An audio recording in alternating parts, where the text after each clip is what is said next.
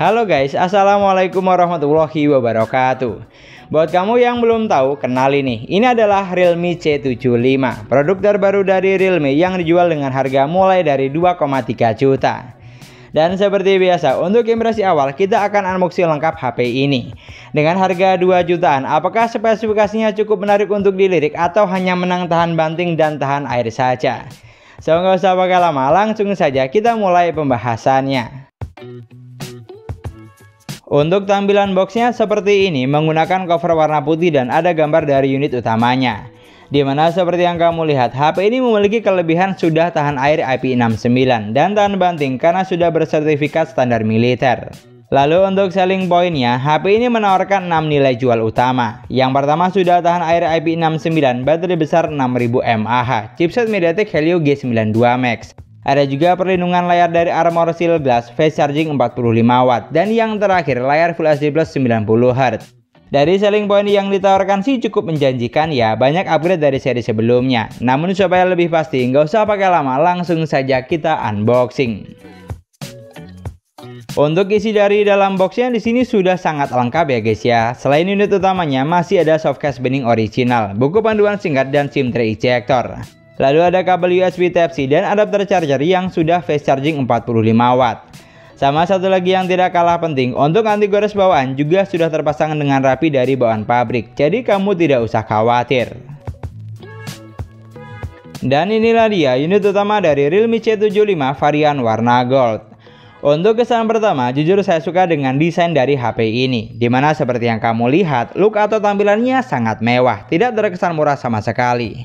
Mulai dari kombinasi warnanya menggunakan finishing doff seperti ini, sehingga tidak gampang kotor atau ninggalin bekas sidik jari. Setup kameranya juga tidak kalah menarik karena sudah kekinian. Dan yang tidak kalah penting, dimensi bodinya juga tipis dengan ketebalan 8 mm, jadi terasa cukup nyaman saat digenggam. Lalu untuk tata letaknya, di bagian bawah ada lubang charger Type-C, jack audio 3,5 mm, lubang mikrofon, dan grill speaker utama. Geser ke bagian sebelah kanan, ada tombol volume dan sensor sidik jari yang merangkap jadi satu dengan tombol power. Dan untuk bagian sebelah kiri, hanya ada slot SIM tray yang mampu menampung 3 slot sekaligus. Jadi SIM 1, SIM 2, dan micro SD bisa dipasang secara bersamaan. Untuk bagian atas di sini hanya kosongan saja ya, jadi bisa dipastikan untuk speaker outputnya di sini hanya single speaker atau mono. Dan untuk mikrofonnya juga hanya single.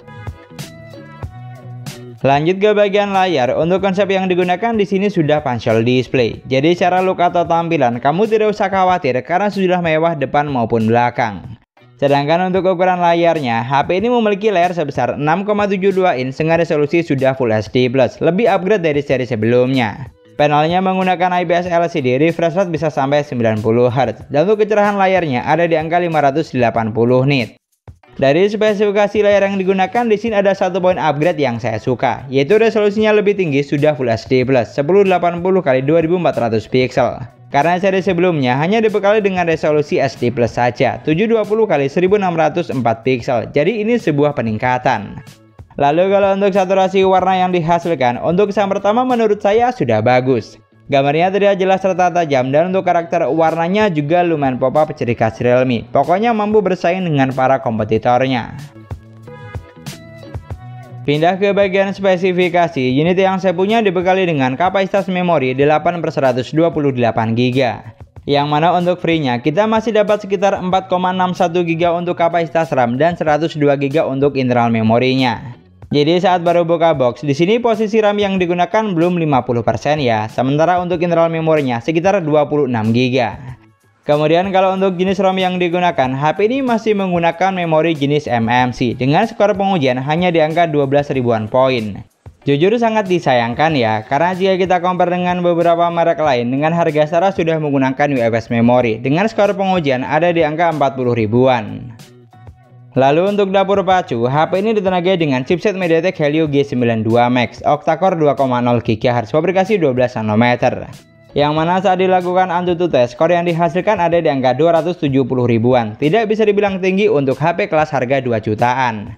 Dan bisa dibilang, chipsetnya ini tidak beda jauh dengan MediaTek Helio G80 series, karena skor AnTuTu yang dihasilkan sama-sama hanya di angka 200 ribuan. Jujur untuk poin ini sangat kurang greget menurut saya. Dijual dengan harga 2 juta lebih, tapi chipset yang digunakan jauh dari kata gahar atau masih kelas entry level. Kemudian untuk urusan persensoran, saya tes menggunakan aplikasi Sensor Box. HP ini sudah dibekali dengan jumlah sensor yang lengkap, di mana sensor penting seperti cahaya, magnet, orientasi, dan giroskop sudah ada, walaupun masih menggunakan virtual gyro. Buat yang tanya apakah ada sensor NFC-nya atau tidak, kamu tidak usah khawatir karena di HP ini sudah ada. Namun yang jelas, untuk urusan dapur pacu apa yang ditawarkan HP ini sangat standar saja menurut saya. Mulai dari memorinya belum UFS, chipset yang digunakan kurang gahar, hingga sensor giroskop yang hanya software, kalah jauh jika dibandingkan dengan HP 2 jutaan dari Infinix atau Tecno. Sedangkan untuk performa tesnya, di sini saya coba buat main Mobile Legends, dimana untuk kesan pertama saya coba main di settingan grafik bawaan. HP ini sudah mampu menjalankan game dengan baik. Tapi tanda kutip, gameplaynya bukan tipikal yang playable, karena balik lagi dapur pacu yang digunakan juga bukan tipikal yang gahar. Artinya sedikit lag atau delay sesekali masih ada, tapi bukan tipikal yang mengganggu banget selama kita tidak setting grafik di rata kanan. Geser ke bagian baterai, HP ini dibekali baterai 6000 mAh, jauh lebih besar dari seri sebelumnya yang hanya dibekali dengan baterai 5000 mAh. Dan untuk kecepatan chargingnya sudah didukung dengan fast charging 45 watt, sama seperti Realme C65 pendahulunya yang seharusnya tidak sampai 2 jam untuk isi daya sampai penuh. Lanjut untuk urusan sistem, HP ini sudah berjalan di Android 14 basis Realme UI 5.0, yang mana untuk kesan pertama jujur saya suka. Beda dari Realme UI kelas 1 jutaan, HP ini memiliki tampilan yang kekinian, gampang untuk dipahami dan punya banyak kelebihan pastinya. Seperti pilihan wallpaper atau tema di sini ada banyak, tinggal disesuaikan saja dengan selera. Lalu untuk fitur yang ditawarkan juga hampir semua ada, seperti ketuk 2 kali untuk on off, layar jadi 2, screenshot 3 jari, rekam layar, dan mode game turbo juga sudah ada. Pokoknya untuk urusan OS harusnya tidak ada yang perlu dikhawatirkan ya, karena UI-nya sudah kekinian, fitur yang ditawarkan juga ada banyak. Sekarang untuk sektor kamera, HP ini dibekali dengan 50 megapiksel kamera utama dan 8 megapiksel untuk kamera selfie. Bukan tipikal yang besar banget ya, alias hanya standar saja di kelasnya. Lalu kalau untuk fitur yang ditawarkan di sini sudah lumayan banyak. Selain foto dan video, masih ada 8 fitur lainnya. Namun yang harus diingat, untuk ultra stabil video atau AIS di sini belum ada. Sedangkan untuk hasil jepretan fotonya, berikut adalah contoh foto menggunakan Realme C75 saat di-indoor dengan kondisi cahaya lebih dari cukup. Dari contoh berikut, HP ini sudah mampu menghasilkan foto yang lumayan bagus menurut saya. Detail gambarnya dapat, tingkat ketajamannya oke, dan untuk saturasi warnanya juga lumayan pop-up ciri khas Realme. Lalu untuk kamera selfie-nya, dari contoh yang ada, foto yang dihasilkan hanya di tingkatan standar saja menurut saya. Kenapa dibilang standar? Karena ada beberapa merek lain dengan harga setara yang hasil fotonya jauh lebih oke dari ini.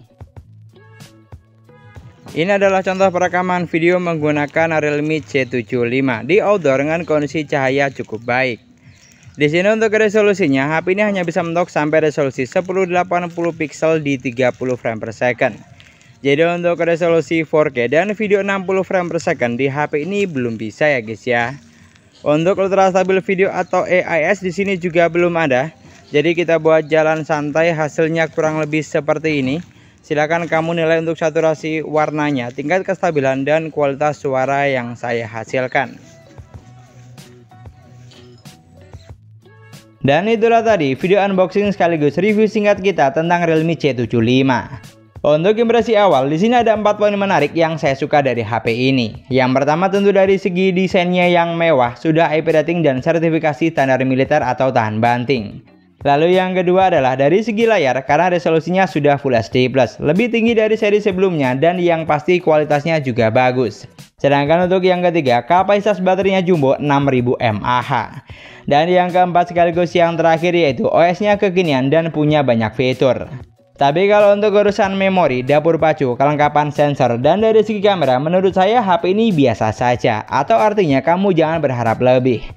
Jadi kalau cari yang punya spesifikasi gahar, maka bisa dipastikan HP ini kurang cocok. Tapi kalau cari HP yang tahan banting atau super badak dan hanya untuk penggunaan kasual atau santai, saya rasa HP ini bisa jadi solusi.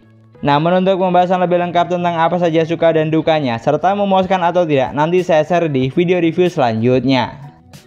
Dan sekian dulu pembahasan kita kali ini. Semoga videonya bermanfaat, gampang untuk dipahami. Jangan lupa like dan komen. Kita ketemu lagi di video selanjutnya. Wassalamualaikum warahmatullahi wabarakatuh.